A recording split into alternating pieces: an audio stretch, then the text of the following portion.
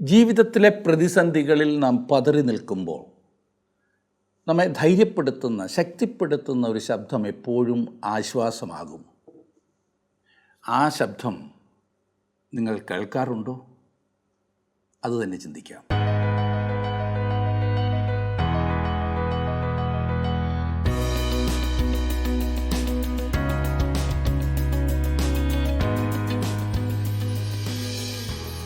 പ്രകൃതിയിൽ വീര്യപ്രവൃത്തികൾ ചെയ്ത ദൈവം തൻ്റെ ശക്തി അതിലൂടെ വെളിപ്പെടുത്തുന്നതായി നാം ചരിത്രത്തിൽ കാണുന്നു. നോഹയുടെ സമയത്തെ ജലപ്രളയവും മോശയുടെ സമയത്ത് മിസ്രൈമിലുണ്ടായ ബാധകളും മറ്റത്ഭുതങ്ങളും, ചെങ്കടലിനെ വിഭാഗിച്ച് ഇസ്രായേൽ ജനത്തെ മരുഭൂമിയിൽ നടത്തിയതുമെല്ലാം ദൈവത്തിൻ്റെ ശക്തിയുടെ ചില ഉദാഹരണങ്ങൾ മാത്രമാകുന്നു എന്ന് നമുക്ക് കാണുവാൻ സാധിക്കും. സങ്കീർത്തനക്കാരനായ ദാവീദ് ദൈവത്തിൻ്റെ ശബ്ദത്താൽ ഉണ്ടാകാവുന്ന വൻ പ്രവൃത്തികളെ ധ്യാനിക്കുന്നതാണ് നാം ഇന്ന് ചിന്തിക്കുവാൻ പോകുന്നത്. അവൻ പറയുന്നു, യഹോവയുടെ ശബ്ദം ലെബാനോനിലെ ദേവദാരുക്കളെ തകർക്കുന്നു എന്ന്. ചെറിയ കാര്യമല്ല. ലെബാനോനിലെ ദേവദാരുക്കൾ ഭീമാകാരങ്ങളായ വൃക്ഷങ്ങളായിരുന്നു. അവ ഒരു 120 അടി പൊക്കത്തിലും ഒരു 30 അടി വ്യാസത്തിലും വളരുന്നവയായിരുന്നു.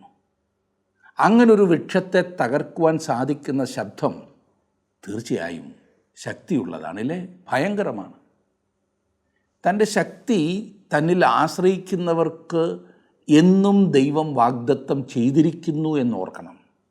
നമ്മുടെ ജീവിതത്തിൽ നാം പ്രതിസന്ധികളെ അഭിമുഖീകരിക്കുമ്പോൾ ക്രിസ്തുവിനെ മരിച്ചവരിൽ നിന്നും ഉയർപ്പിച്ച അതേ ദൈവശക്തി നമുക്കും ലഭ്യമാകുന്നു എന്ന് മറക്കരുത്.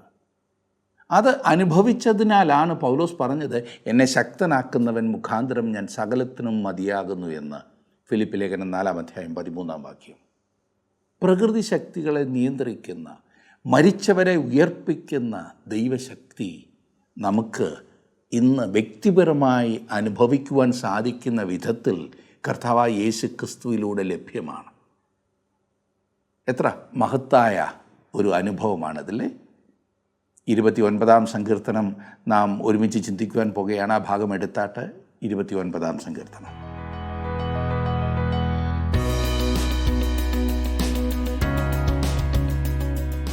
നാം 28 സങ്കീർത്തനം വരെയാണല്ലോ പഠിച്ചത്. 28 സങ്കീർത്തനം 29 സങ്കീർത്തനത്തിൻ്റെ ഒരു മുഖവുരയാകുന്നു എന്ന് നാം കണ്ടു. ഇത് 28 സങ്കീർത്തനം ഒരു പ്രാർത്ഥനാ സങ്കീർത്തനമാകുന്നു എന്നും നാം ചിന്തിക്കുകയുണ്ടായി. ഇന്ന് 29 സങ്കീർത്തനം മുതലാണ് നാം പഠിക്കുവാൻ പോകുന്നത്. ഈ 29 സങ്കീർത്തനം പ്രകൃതിയെ സംബന്ധിക്കുന്ന ഒരു സങ്കീർത്തനമാണ്. പ്രകൃതിയെ സംബന്ധിച്ച് ആദ്യത്തെ സങ്കീർത്തനം അല്ല ഇത് എന്ന് നമുക്കറിയാം. 8 സങ്കീർത്തനം നാം ചിന്തിച്ചു കഴിഞ്ഞല്ലോ. ഞങ്ങളുടെ കർത്താവായ യഹോവേ, നിൻ്റെ നാമം ഭൂമിയിലൊക്കെയും എത്ര ശ്രേഷ്ഠമായിരിക്കും. നിൻ്റെ വിരലുകളുടെ പണിയായ ആകാശത്തെയും നീ ഉണ്ടാക്കിയ ചന്ദ്രനെയും നക്ഷത്രങ്ങളെയും നോക്കുമ്പോൾ എന്ന് അവിടെ നാം പഠിച്ചതാണ്. പിന്നീട് 19 സങ്കീർത്തനത്തിൽ നാം ഇപ്രകാരം പഠിച്ചു, ആകാശം ദൈവത്തിൻ്റെ മഹത്വത്തെ വർണ്ണിക്കുന്നു, ആകാശവിധാനം അവൻ്റെ കൈവേലയെ പ്രസിദ്ധമാക്കുന്നു എന്ന്. തുടർന്ന് സങ്കീർത്തനക്കാരൻ സൂര്യനെ മണിയറയിൽ നിന്ന് പുറപ്പെടുന്ന മണവാളനോട് സദൃശമായി പറഞ്ഞിരിക്കുന്നു. ഇവിടെ നാം ചുഴലിക്കാറ്റിനെ വിവരിക്കുന്ന സങ്കീർത്തനത്തിലേക്ക് കടന്നു വരികയാണ്. കൊടുങ്കാറ്റിൻ്റെ ഭീകരതയും ഇടിമുഴക്കത്തിൻ്റെയും മിന്നലിൻ്റെയും ഭയങ്കരതയുമാണ് എല്ലായിടത്തും കാണുവാൻ കഴിയുന്നത്. അതേ സുഹൃത്തെ, താങ്കൾ കൊടുങ്കാറ്റിൽ ഭയപ്പെട്ടിരിക്കുമ്പോൾ വായിച്ച് ആശ്വാസം കണ്ടെത്തുവാൻ കഴിയുന്ന മനോഹരമായ സങ്കീർത്തനം അത്ര 29 സങ്കീർത്തനം. കാറ്റിൻ്റെ ഭീകരത കണ്ട് ഞെട്ടിത്തെറിച്ച് നിൽക്കുമ്പോൾ ഇതാ ആശ്വാസവുമായി അരികെ നിൽക്കുന്നവൻ. കൊടുങ്കാറ്റിൻ്റെ സമയത്ത് ഇവിടെ നമുക്കൊരു ദൂത് കാണുവാൻ കഴിയും. 29 സങ്കീർത്തനത്തിൻ്റെ ഘടന വളരെ ശ്രദ്ധേയമാണ്. എബ്രായ ഭാഷയിലെ കവിതകളിൽ വിശേഷപ്പെട്ട ഒന്നാണിത്. കൊടുങ്കാറ്റിനെ വിവരിക്കുന്ന എബ്രായ ഭാഷയിലെ ഒരു പദ്യമാണ് 29 സങ്കീർത്തനം. ആദ്യത്തെ 2 വാക്യങ്ങൾ ആമുഖമാണ്. ദൈവപുത്രന്മാരെ, യഹോവയ്ക്ക് കൊടുപ്പീൻ, യഹോവയ്ക്ക് മഹത്വവും ശക്തിയും കൊടുപ്പീൻ, യഹോവയ്ക്ക് അവൻ്റെ നാമത്തിൻ്റെ മഹത്വം കൊടുപ്പീൻ, വസ്ത്രാലങ്കാരം ധരിച്ച് യഹോവയെ നമസ്കരിപ്പീൻ. ദാവീദ് നമ്മുടെ ചിന്തകളെ ഉന്നതത്തിലേക്ക് ഉയർത്തുകയാണ് ചെയ്യുന്നത്. അവസാനത്തെ 2 വാക്യങ്ങൾ അനുബന്ധമാണ്. യഹോവ ജലപ്രളയത്തിന് മീതെ ഇരുന്നു, യഹോവ എന്നേക്കും രാജാവായിരിക്കുന്നു, യഹോവ തൻ്റെ ജനത്തിന് ശക്തി നൽകും, യഹോവ തൻ്റെ ജനത്തെ സമാധാനം നൽകി അനുഗ്രഹിക്കും. ദേശം മുഴുവൻ കൊടുങ്കാറ്റ് ചുറ്റി അടിച്ചു. എന്നാൽ അപ്പോഴും യഹോവയാണ് എല്ലാറ്റെയും നിയന്ത്രിച്ചിരുന്നത്. എന്നെ ശ്രദ്ധിക്കുന്ന പ്രിയ സുഹൃത്ത്, ജീവിതത്തിൻ്റെ കൊടുങ്കാറ്റിലും ദൈവമാണ് കൂടെയുള്ളത്. അതിനെ നിയന്ത്രിച്ച് നടത്തുന്നത് ദൈവമാണ്. ഈ സങ്കീർത്തനം വിശദമായി നാം ചിന്തിക്കുന്നതിന് മുൻപായി ഇതിൻ്റെ 3 മുതൽ 10 വരെയുള്ള വാക്യങ്ങളിൽ വിവരിച്ചിരിക്കുന്ന വിഷയത്തെക്കുറിച്ച് ഒരു വാക്ക് പറയുവാൻ ഞാൻ ആഗ്രഹിക്കുന്നു. 7 പ്രാവശ്യം യഹോവയുടെ ശബ്ദത്തെക്കുറിച്ച് ഇവിടെ പറഞ്ഞിട്ടുണ്ട്. യഹോവയുടെ ശബ്ദം വെള്ളത്തിന്മീതെ മുഴങ്ങുന്നു, യഹോവയുടെ ശബ്ദം ശക്തിയോടെ മുഴങ്ങുന്നു, യഹോവയുടെ ശബ്ദം മഹിമയോടെ മുഴങ്ങുന്നു, യഹോവയുടെ ശബ്ദം ദേവദാരുക്കളെ തകർക്കുന്നു എന്നിങ്ങനെ പറഞ്ഞിരിക്കുന്നതായി നാം കാണും. ദാവീദാണ് ഈ സങ്കീർത്തനം എഴുതിയത്. ദാവീദ് ഒരു ഓഫീസിലോ സിംഹാസനത്തിലോ ഒതുങ്ങിക്കഴിഞ്ഞുകൂടിയിരുന്ന വ്യക്തിയായിരുന്നില്ല. എന്നിരുന്നാലും ഈ കൊടുങ്കാറ്റുണ്ടായ അവസരം അവൻ വെളിയിലായിരുന്നില്ല. അവൻ മനോഹരമായ യെരൂശലേം നഗരത്തിൽ തന്നെ ഉണ്ടായിരുന്നു. സിയോൻ കുന്നിൽ ദേവദാരു കൊണ്ട് പണിത കൊട്ടാരത്തിൽ ദാവീദ് ആ സമയം ഉന്നതമായ ആ സ്ഥാനത്തിരുന്നു കൊണ്ട് ദൈവത്തെ പാടി മഹത്വപ്പെടുത്തുകയാണ്. ദാവീദിന് ദേശം മുഴുവൻ കാണുവാൻ കഴിയുമായിരുന്നു. അതെ, വടക്ക് കിഴക്ക് ദിശയിലേക്ക് അവൻ നോക്കി. കാർമേഘങ്ങൾ ഒന്നിച്ചു കൂടുന്നതും കൊടുങ്കാറ്റ് വീശുവാൻ തുടങ്ങുന്നതുമെല്ലാം ദാവീദിന് അവിടെ ഇരുന്ന് കാണാമായിരുന്നു. 1ഉം 2ഉം വാക്യങ്ങൾ ഞാൻ വായിച്ചല്ലോ. വീണ്ടും ഒരു പ്രാവശ്യം കൂടെ വായിക്കട്ടെ. 29-ാം സങ്കീർത്തനത്തിൻ്റെ ആദ്യത്തെ 2 വാക്യങ്ങൾ. ദൈവപുത്രന്മാരെ, യഹോവയ്ക്ക് കൊടുപ്പീൻ, യഹോവയ്ക്ക് മഹത്വവും ശക്തിയും കൊടുപ്പീൻ, യഹോവയ്ക്ക് അവൻ്റെ നാമത്തിൻ്റെ മഹത്വം കൊടുപ്പീൻ, വിശുദ്ധാലങ്കാരം ധരിച്ച് യഹോവയെ നമസ്കരിപ്പീൻ. ഭൂമിയിലെ ശക്തന്മാരോട് ദൈവത്തിന് മഹത്വം കൊടുക്കുന്നതിനും അവൻ തങ്ങളെ തന്നെ മശിഹായുടെ രാജ്യത്തിന് ഏൽപ്പിച്ചു കൊടുക്കുന്നതിനുമാണ് സങ്കീർത്തനക്കാരൻ ഇവിടെ ആഹ്വാനം ചെയ്യുന്നത്. ഇനിയും ഇടിമുഴക്കത്തോടു കൂടിയ ആ കൊടുങ്കാറ്റ് ദേശം മുഴുവൻ ചുറ്റിയടിക്കുന്നു. 3ഉം 4ഉം വാക്യങ്ങൾ. യഹോവയുടെ ശബ്ദം വെള്ളത്തിന്മീതെ മുഴങ്ങുന്നു, പെരുവെള്ളത്തിന്മീതെ യഹോവ മഹത്വത്തിൻ്റെ ദൈവം തന്നെ ഇടിമുഴക്കുന്നു. 4ആം വാക്യം. യഹോവയുടെ ശബ്ദം ശക്തിയോടെ മുഴങ്ങുന്നു, യഹോവയുടെ ശബ്ദം മഹിമയോടെ മുഴങ്ങുന്നു. ഇതാണ് കൊടുങ്കാറ്റിൻ്റെ ആരംഭം. തെക്ക് വടക്ക് ഭാഗത്ത് അകലെയായി മിന്നലും ഇടിയും കാണുവാൻ കഴിയുന്നു. കാറ്റ് ശക്തിപ്പെടുകയാണ്. കൊടുങ്കാറ്റ് യെരൂശലേമിലേക്ക് നീങ്ങി അടിക്കുവാൻ തുടങ്ങുകയാണ്. യഹോവയുടെ ശബ്ദം ഇടിമുഴക്കമാണ്. കൊട്ടാരത്തിലിരുന്നു കൊണ്ട് കൊടുങ്കാറ്റ് ശക്തി പ്രാപിച്ചു വരുന്നത് ദാവീദ് കാണുന്നു. കാറ്റ് ശക്തിയായി അടിക്കുന്നത് അവൻ കേൾക്കുന്നു. കാർമേഘം ഇരുണ്ടുകൂടുന്നു. അത് സൂര്യനെ മറയ്ക്കുകയും നട്ടുച്ചയ്ക്ക് ഇരുട്ട് വ്യാപിക്കുകയും ചെയ്യുന്നു. ഇടിമുഴക്കവും മിന്നലും ഭയാനകമായി നടന്നുകൊണ്ടിരിക്കുകയാണ്.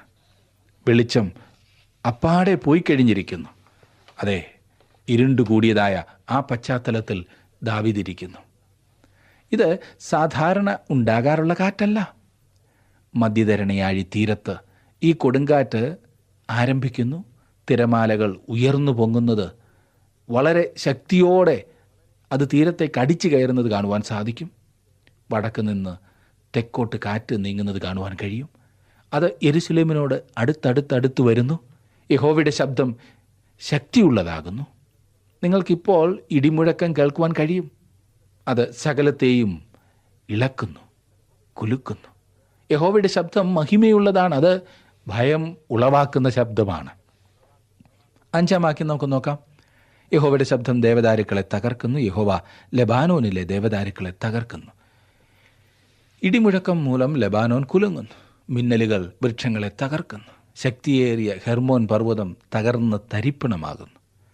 കൊടുങ്കാറ്റ് യെരൂശലേമിനോട് സമീപിക്കും തോറും അതിൻ്റെ സമീപനം മഹിമയും ഭയഭീതിയും ഉളവാക്കുന്ന വിധത്തിലായിരുന്നു.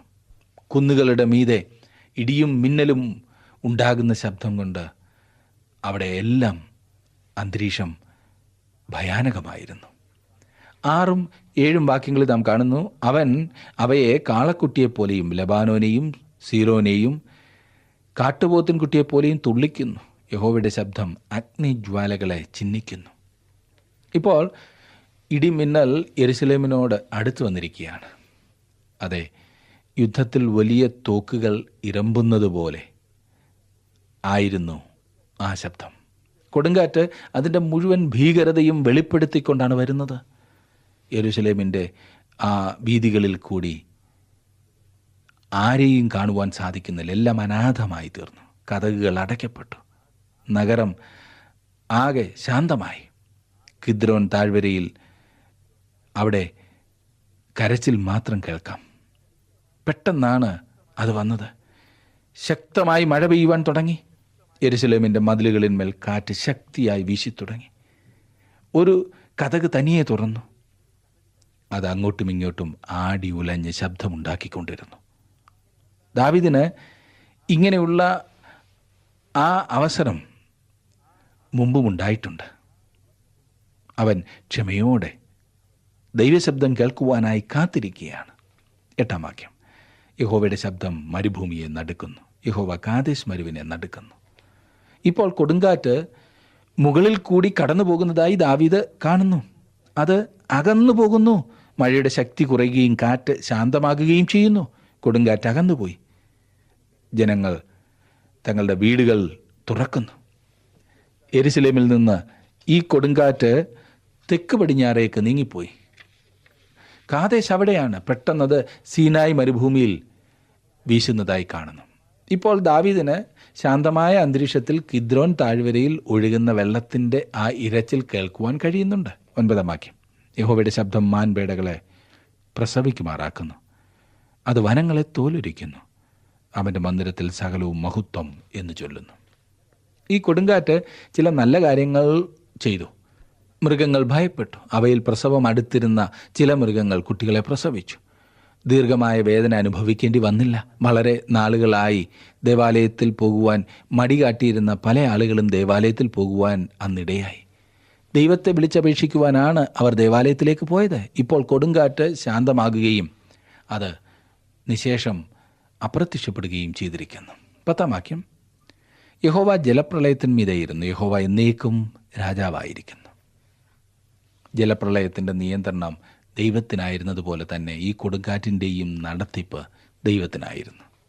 ഒടുവിലത്തെ വാക്യം. യഹോവ തൻ്റെ ജനത്തിന് ശക്തി നൽകും. യഹോവ തൻ്റെ ജനത്തെ സമാധാനം നൽകി അനുഗ്രഹിക്കും. കൊടുങ്കാറ്റിൻ്റെ മധ്യത്തിൽ ദൈവത്തിൻ്റെ ശക്തി വലിയതാണ്. അവനാണ് കൊടുങ്കാറ്റിൻ്റെ മധ്യത്തിൽ നമുക്ക് ശക്തി നൽകുന്നത്. ജീവിതത്തിൻ്റെ കൊടുങ്കാറ്റുകളിൽ കൂടി മുൻപോട്ട് പോകുവാൻ ദൈവം നമ്മെ ശക്തീകരിക്കും. അവൻ നമ്മെ ബലപ്പെടുത്തും. ഇത് നാം പ്രത്യേകം ഓർക്കണം. അതിന് ശേഷം അനുഭവമാകുന്ന സമാധാനം മനസ്സിലാക്കുന്നതിനും അവൻ നമ്മെ സഹായിക്കുന്നു. കൊടുങ്കാറ്റ് ദേശത്ത് മുഴുവൻ ചുറ്റി അടിച്ചു എന്ന് വരാം. എങ്കിലും അപ്പോഴും ദൈവമാണ് സകലത്തെയും നിയന്ത്രിക്കുന്നത്. ജീവിതത്തിലെ എല്ലാ കൊടുങ്കാറ്റുകളെയും അവൻ നിയന്ത്രിക്കുന്നു. അതിനവൻ ശക്തനാണ്. അവൻ തൻ്റെ ജനത്തെ സമാധാനം നൽകി അനുഗ്രഹിക്കും. എത്ര അനുഗ്രഹിക്കപ്പെട്ട വാക്യങ്ങളല്ലേ. എന്നെ ശ്രദ്ധിക്കുന്ന പ്രിയ സഹോദര, പ്രിയ സഹോദരി, താങ്കളുടെ ജീവിതത്തിൽ കൊടുങ്കാറ്റിൻ്റെ മധ്യത്തിലൂടെ കടന്നു പോകേണ്ടി വന്നിട്ടുള്ളപ്പോൾ എങ്ങനെയാണ് പ്രതികരിച്ചിട്ടുള്ളത്? ഇസ്രായേലിന് മഹാപീഡനത്തിൽ കൂടി കടന്നു പോകേണ്ടതായി വരും എന്ന് ഞാൻ മുൻപ് സൂചിപ്പിച്ചുവല്ലോ. എന്നാൽ ദൈവം തൻ്റെ ജനത്തെ സമാധാനം നൽകി അനുഗ്രഹിക്കും. ഭയങ്കരമായ കൊടുങ്കാറ്റിൻ്റെ മധ്യത്തിൽ ദൈവമുണ്ട്. അവനാണ് സകലത്തെയും നിയന്ത്രിച്ച് നടത്തുന്നത്. ഇസ്രായേലിന് ഇത് എത്ര മനോഹരമായൊരു ദൂതാണ്. ഈ സങ്കീർത്തനത്തിന് നമ്മോട് ഒരു ദൂതുണ്ട്. നാം ഒരു പുതിയ സൃഷ്ടിയിൽ ഉൾപ്പെട്ടവരാണ്. പഴയ സൃഷ്ടിയിൽ നാം ഉൾപ്പെടുന്നില്ല.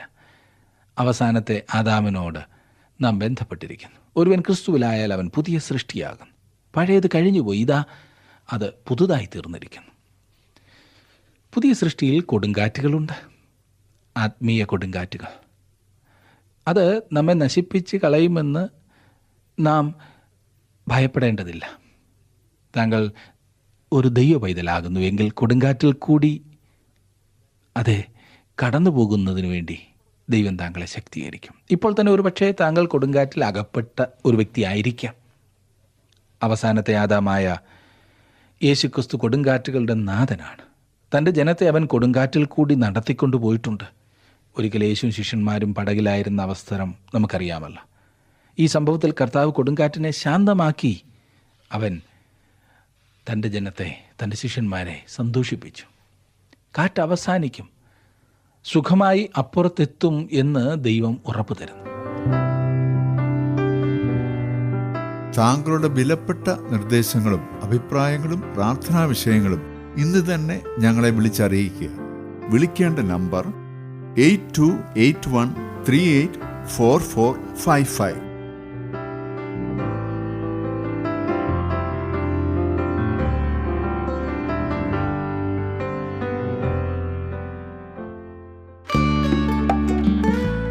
ഇന്നത്തെ പ്രോഗ്രാം താങ്കൾക്ക് ഇഷ്ടപ്പെട്ടുവോ? എങ്കിൽ ഉടൻ തന്നെ ഞങ്ങൾക്കൊരു മിസ് കോൾ തരിക. അടുത്ത വിജയി ഒരുപക്ഷെ താങ്കളായിരിക്കാം.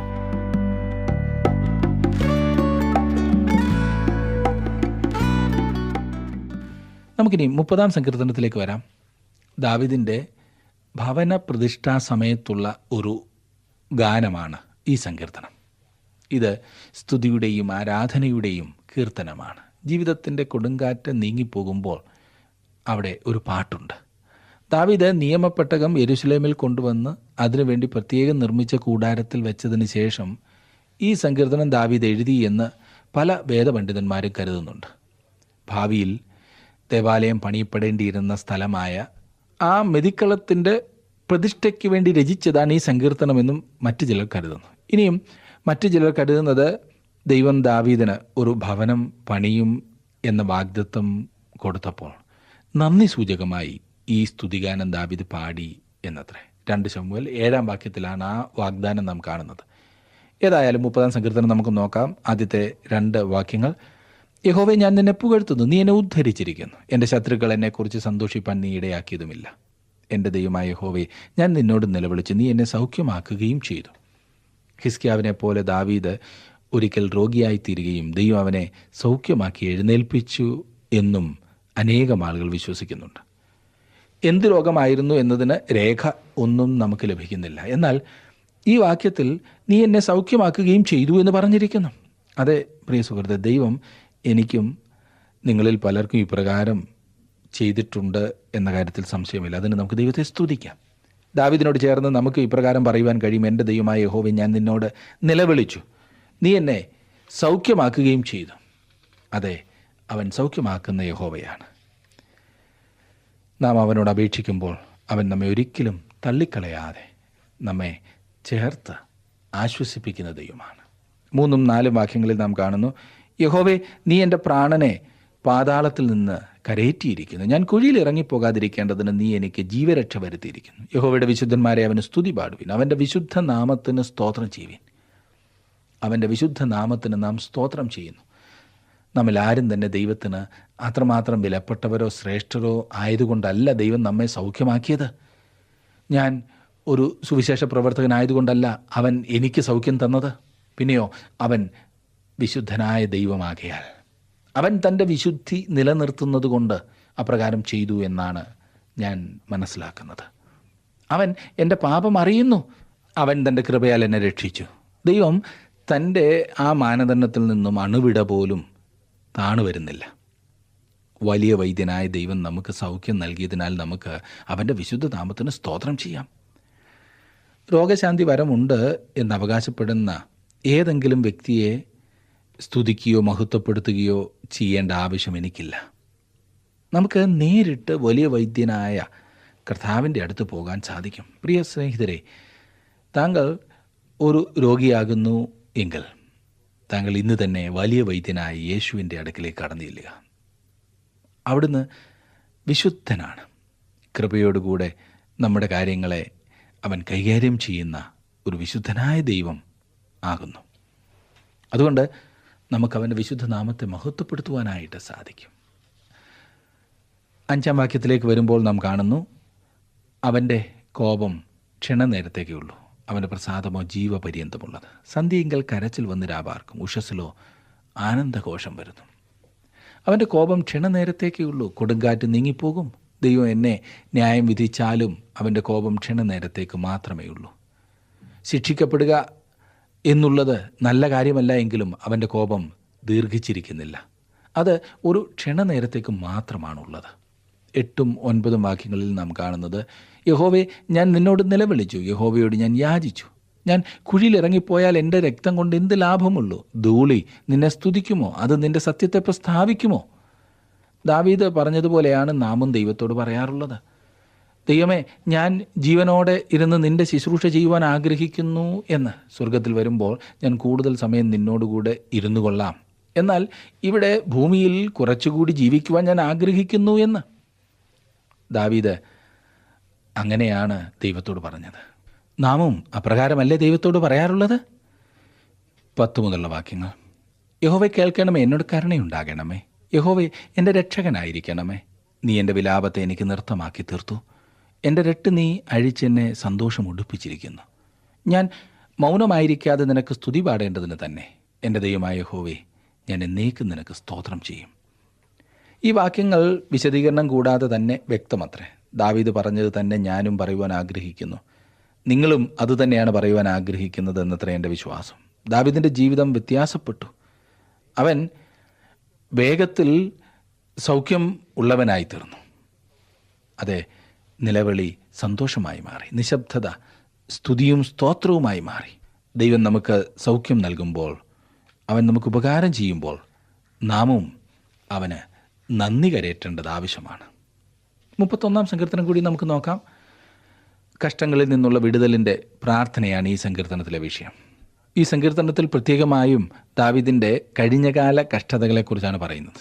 അതുപോലെ തന്നെ മഹാപീഡന കാലത്ത് ഇസ്രായേൽ ജനത്തിന് ഉണ്ടാകുവാനിരിക്കുന്ന കഷ്ടതകളെക്കുറിച്ച് പ്രവചനപരമായി ഈ സങ്കീർത്തനം സൂചിപ്പിക്കുകയും ചെയ്യുന്നുണ്ട്. അവസാനമായി ഇന്ന് നമുക്ക് ഉണ്ടാകുന്ന കഷ്ടതകളെക്കുറിച്ചും ഇവിടെ പറയുന്നുണ്ട്.